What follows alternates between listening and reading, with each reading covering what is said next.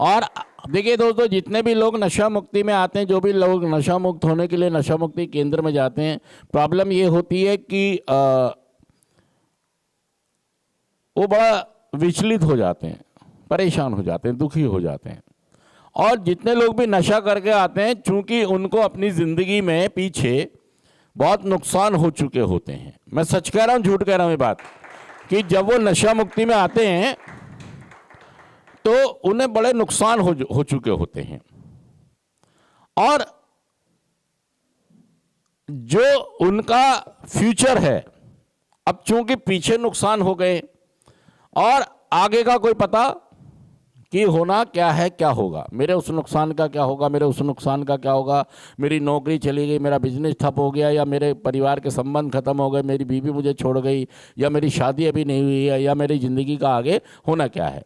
तो नशेबाजी में हम क्या हो गया कि एक तो वो दौर चला गया जो हम जी कर आ गए, जो चला गया, जो बीत गया, जो बीत गया। जब हम नशा मुक्ति केंद्र में हैं तो एक तो दौर वो था जब हम छोड़ आए पीछे, और उसमें हमारी बड़ी भयानक यादें हैं, बड़ी डरावनी यादें हैं कि जो हमने नुकसान किए हैं, जो हमने बहुत सारे ऐसे काम किए हैं जो हमें भी पसंद नहीं थे, वो बीत गया।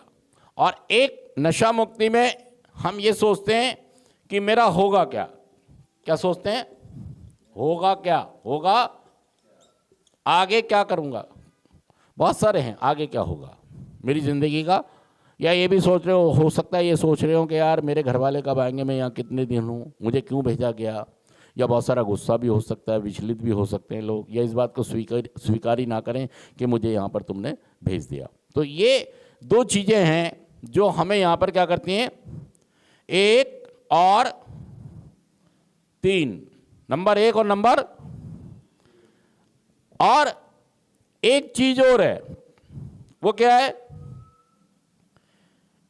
ये क्षण, ये पल, ये क्या है, ये क्षण, ये पल, और क्या कहेंगे, वर्तमान। क्या कहेंगे, वर्तमान। मतलब मैं जो बीत गया उसको सोच रहा हूं, और जो आया नहीं है उसको सोच रहा हूं, और जो वर्तमान चल रहा है उसको एंजॉय नहीं कर रहा हूं, उसको नहीं जी पा रहा हूं मैं, क्योंकि जिंदगी में नुकसान इतने हो गए हैं, जिंदगी में दिक्कतें परेशानी इतनी हो गई हैं। लाइट वाला क्या कर रहा है, नमाज पढ़ रहे हो, पूजा कर रहे हो,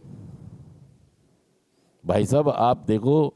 अब देखिए, जो ऐसे लोग हैं, क्या रिकवरी के चांस हैं? फिर आप सेंटर को दोष देते हो, आप काउंसलर को दोष देते हो। सेंटर में सीखते आप नहीं हो, मतलब वो आदमी पूजा करने नीचे बैठ गया और मत्था जमीन में लगा लिया। अब इस हरकत से क्या पता लग रहा है, देखिए मेरा आचार विचार व्यवहार प्रॉब्लम कर रहा है, प्रॉब्लम ये बता रहा है मैं नहीं सुधरूंगा, मैं हमेशा अपने माँ बाप के ऊपर जीऊँगा, मैं कुछ नहीं हूँ। मेरे पास है तो सही, मेरे पिताजी ने मकान बना रखा, मेरी माँ ने मुझे पैसे देने मेरे भाइयों ने मेरा साथ, मैंने क्यों करना कुछ। मैंने, ऐसे लोग भी हैं भाई साहब। अपने को निपुण बनाओ, अपने को होशियार बनाओ। भाई साहब माँ बाप कब तक देंगे आपका साथ, भाई बहन कब तक देंगे आपका साथ, कभी ना कभी आपको कमान संभालनी। मैं सच कह रहा हूँ, झूठ कह रहा हूँ? तो मैं कह रहा हूँ आपसे कि आज का हमारा थॉट कह रहा है वर्तमान में जीना। एक गीत था, आने वाला पल जाने वाला है, क्या संदेश दे रहा है? गीत सुना है ना आपने, ये आने वाला पल जाने वाला है, हो सके तो इसमें जिंदगी बिता लो, पल ये जो जाने वाला है। वो भी यही कह रहा है ये गाना भी, कि वर्तमान में जियो, वर्तमान को एंजॉय करो, आज को एंजॉय करो।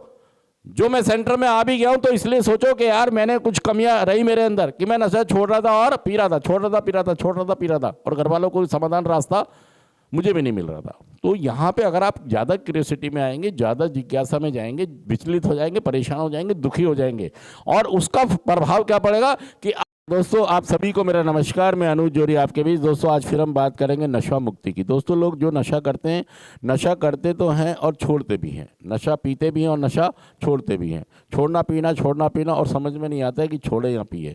जो भी लोग नशा करते हैं उनमें एक्स्ट्रा क्यूरियोसिटी होती है, और जब लोग सेंटर में आ जाते हैं तो उनको लगता है कि यार मेरे घर वालों ने मेरे को गलत भेज दिया सेंटर में, मुझे सेंटर में भेजना नहीं चाहिए था। अगर वो मुझे घर में आराम से प्यार से समझाते तो मैं वहीं पर रह के नशा छोड़ सकता था।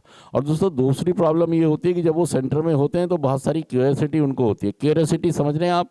क्यूरियोसिटी का मतलब होता है जिज्ञासा। जिज्ञासा मतलब किसी भी चीज़ को जानने की ज़्यादा इच्छा या डिज़ायर रखना कि यार मुझे पता लगना चाहिए। तो जब हम सेंटर में होते हैं हम बहुत क्यूरियोसिटी में आ जाते हैं।